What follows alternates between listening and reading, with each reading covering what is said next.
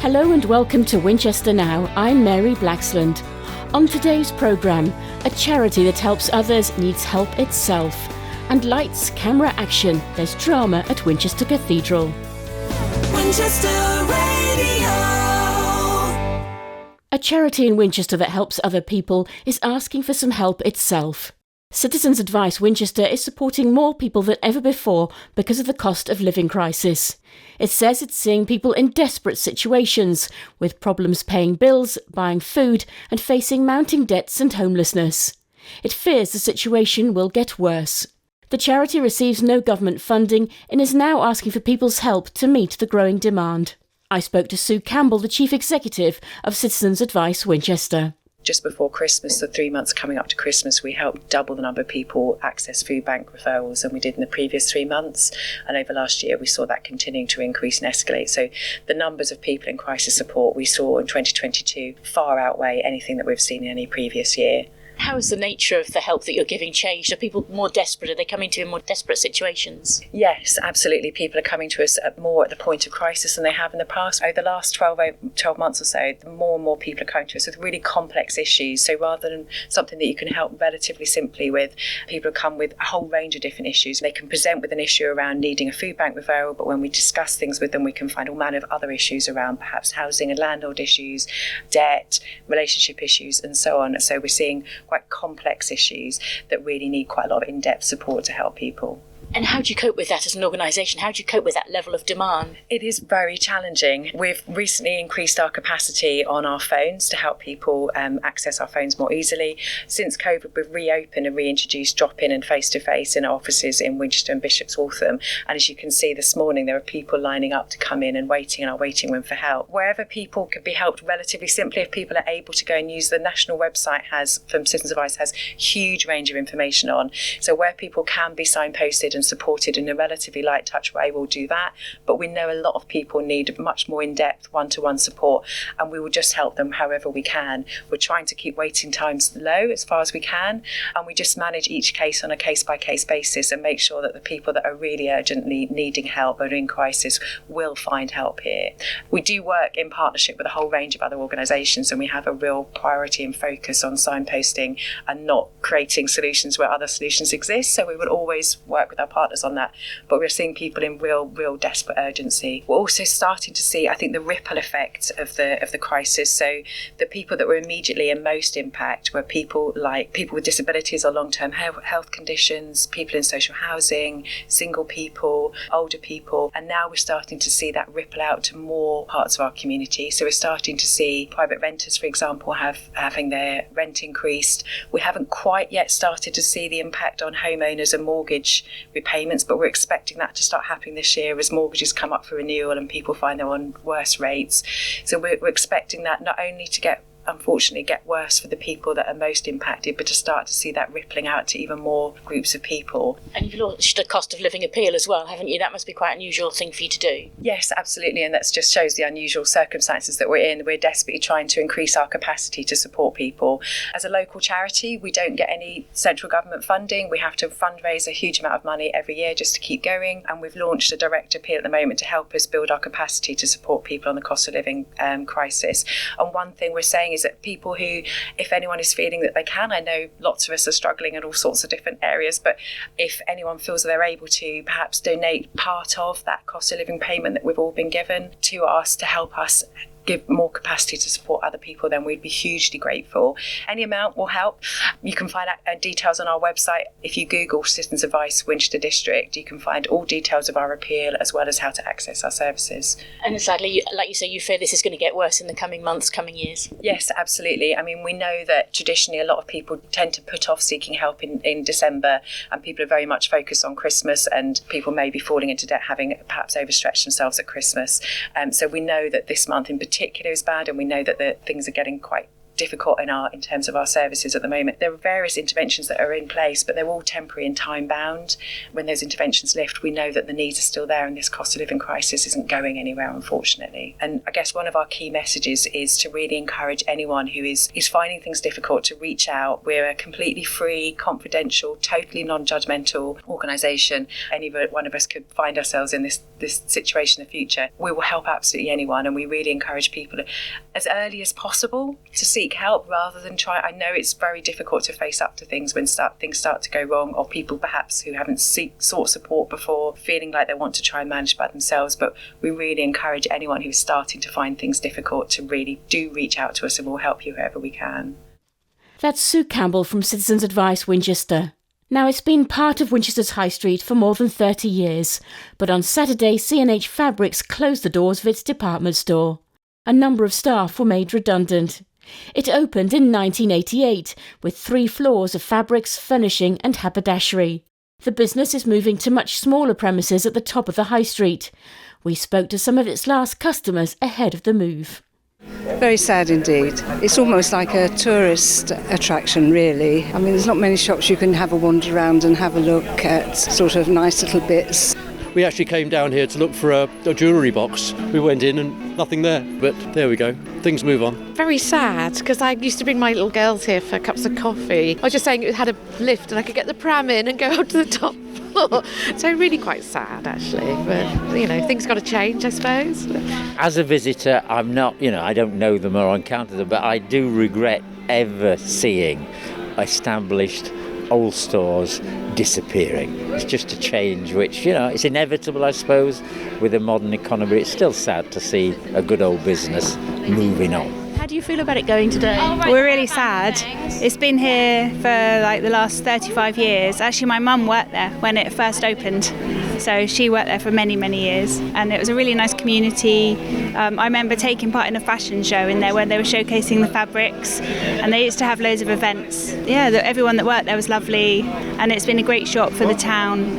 All the things you can buy there. And all the haberdashery, I think it's going to be really greatly missed. I mean, Winchester's turning into a load of restaurants and coffee shops. There's not really much useful things to buy. People will have to go online, but for those that can, but not everyone's got the possibilities of going online. A lot of the customers won't be able to. I believe it's relocating. It is a much smaller shop, though. Yeah, well, that's, I wish them well. I'm sure that they know what they're doing. Confidence and trust in them. Pretty sad that it's closing down because it's been here for a long time, but I can understand that it has its own business pressures. People aren't buying haberdashery items, I guess. It is sad, but it is progress, so yeah, what can you do? Now for more news around the Winchester area, here's Dan. Blood donors in Winchester are being urged to keep their appointments where possible to preserve stocks this winter. Appointments in Winchester are normally full, but NHS Blood and Transplant said it's seeing more cancellations than usual because of winter illnesses. Any donors with O negative and B negative blood being encouraged to check for last minute availability as it's desperately needed. Train services from Winchester to Waterloo have resumed following initial repairs to a landslip at Hook after heavy rain caused part of the embankment to collapse. South Western Railway warns full services can't be resumed until more work is completed, and passengers should check the timetable before they travel. A meeting is taking place on Saturday to discuss the future of Bushfield Camp. It's organised by Winchester Action on Climate Change at the St Lawrence Parish Room in Colebrook Street. People are being encouraged to give their views on proposals for the redundant army base, learn how decisions were made and the implications for climate, transport and wildlife. And the Lloyd's pharmacy at Badger Farm in Sainsbury's is to close. The company has announced it's shutting all its 237 branches in the supermarket chain across the UK. Winchester Library has started a coat exchange as part of the warm welcome in Hampshire libraries. It's situated in the reading room at the Ark, and people can take a coat off the rack if they need one. Staff are also welcoming donations of good quality adult and children's coats. And finally, work has been taking place at Winnell Moors Nature Reserve to clear reeds and open up the area. Specialist amphibious machinery was used on the site, which was closed during the work. It will give visitors better views of the wildlife as well as creating new habitats for the birds and animals, such as water voles. Winchester Radio. Have you got time to spare this weekend? Because it's the RSPB's Big Garden Birdwatch. People are being asked to spend an hour counting the birds in their garden, balcony or local park. It's been taking place since 1979, and last year 26,000 people in Hampshire took part. Jolie Nalowski is studying ecology at Sparsholt College. She's a member of the Hampshire Ornithological Society and RSPB, and told me why this weekend's birdwatch is so important. It's really important because we're gathering scientific data, which is following trends and data to see how our birds are doing, which ones are doing well, which ones aren't so much. It also gets your family involved as well, so you don't have to be in a garden, you can be in a park as well. Lots of RSPB reserves also have like their little events going on. But yeah, it's just nice to sit there, have a nice cup of tea and just watch the birds for about an hour and see what you find. And what sort of thing might we expect to see in gardens in Winchester? So in Winchester I would expect to see things like pigeons, especially crows, so you've got your carrion crow, jackdaw and rooks, but also little garden birds, so things like robins, blackbirds, dunnocks. Some people are really lucky to get blackcaps and siskins as well. They're just a few off the top of my head, but also really depends on where you're based as well. So if you're urban or rural, that can really you can have loads of different types of birds depending on the habitat that you're in.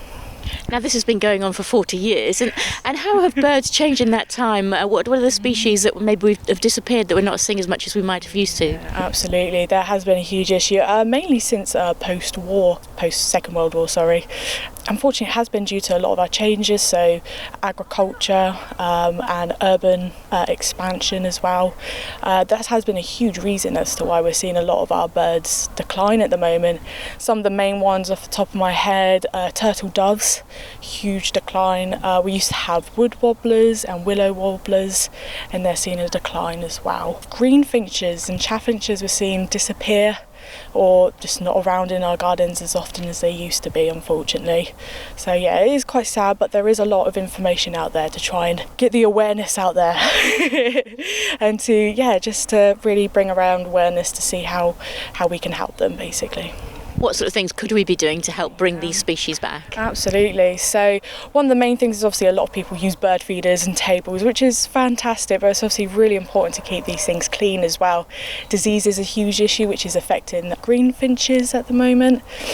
So making sure that you're wiping them down with clean soapy water and disinfectant and letting them dry, and the right type of food as well. So making sure things like you have a range, so sunflower seeds, peanuts, fat balls, all of that has nutritional value. I know a lot of people put in bread, which you can do, but very, very little. It doesn't have a lot of nutritional value. It's a bit like a McDonald's for them, so.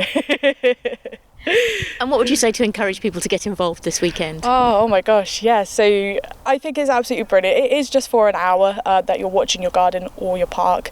Just sign up online, or you can do it through the post as well. It's really, really easy to send in your data. And I think within about a month or two is when they gather all the RSPB gathers all the data that they've had, and then we can see what birds are doing really well and which ones are declining as well. So house sparrows is another one actually that have been declining quite badly, but it's still top of the list from last year especially. So fingers crossed, obviously we see a positive trend with them throughout the years, but yeah, join in, have a cup of tea and enjoy just watching the birds. To find out more, visit rspb.org.uk. Time now for our shout-outs. Here's Anna. Our first shout-out is to the teams at the Hampshire and Isle of Wight Air Ambulance. They've reported their figures for last year, which have revealed they attended 1,814 emergency missions. That's 244 more call-outs than in 2021. It's 15 years since the air ambulance took its first flight. The fundraising team at Naomi House and Jack's Place have held their first Thank You Day of the year. The team dedicated a day to call supporters to thank them for their donations. They made a total of 300 calls and said it was an honour to speak to the wonderful people who support and fundraise for the charity. They say the care the hospices provide for families wouldn't be possible without their kindness. And congratulations to the chairman of the Friends of Winchester Cathedral, Bruce Parker, who will be made a Companion of the Order of St Swithin at the Evensong this Saturday. The honour is bestowed on those who have given exceptional and outstanding service to the cathedral in a voluntary capacity. Bruce, who is a former television presenter, joins just 2 other companions of the order, Reverend John Cutter and Lady Mary Fagan. Winchester Radio. Finally today, if you've walked past the cathedral recently, you can't have helped but notice the lights, the trucks and the cranes. The film crews have been in the city, and we sent our reporter Andy to find out more and see if he could spot any stars. It really is an impressive sight here. There's a huge crane outside the front door of the cathedral. It looks about 80 feet tall with lights suspended from it. Around both sides of the building there's more lights and cherry pickers and so many stage trucks with yards and yards of cabling. You may just be able to hear the hum from the generators for the lights behind me. Word leaked out quite early on that this was Netflix filming for the next series, Series 6 and the final series of The Crown. They filmed at Winchester Cathedral before in 2020. That time the cathedral doubled as Westminster Abbey, and we believe it could be the same this time around. The drama has been controversial in the past for its portrayal of the royal family, but here today there's been interest and excitement about Winchester's role in the filming. I've seen people here just stopping to look, taking photos and selfies, and of course hoping to get a glimpse of some famous names. Online there have been photos of the actor Dominic West. We've not had much luck as they've been inside filming, but we have seen crowds of extras coming and going, some dressed in morning suits, what looks like bridesmaids' dresses, priests, royal trumpeters and lots of fancy hats. The cathedral itself has been closed on Tuesday and Wednesday this week because of the filming, with services moved to the Undercroft. There's lots of security in place here and the guards are keeping tight-lipped about what's going on. Winchester, of course, is well placed as a filming location, being close to London, with historic and beautiful scenery and of course our stunning cathedral. The Da Vinci Code, Les Miserables, Elizabeth the Golden Age are just some of the productions that chose our city, and we now have to wait for the series to air to see Winchester on screen again. That's it for now. We'll be back with Winchester Now next week, so from all the team, goodbye.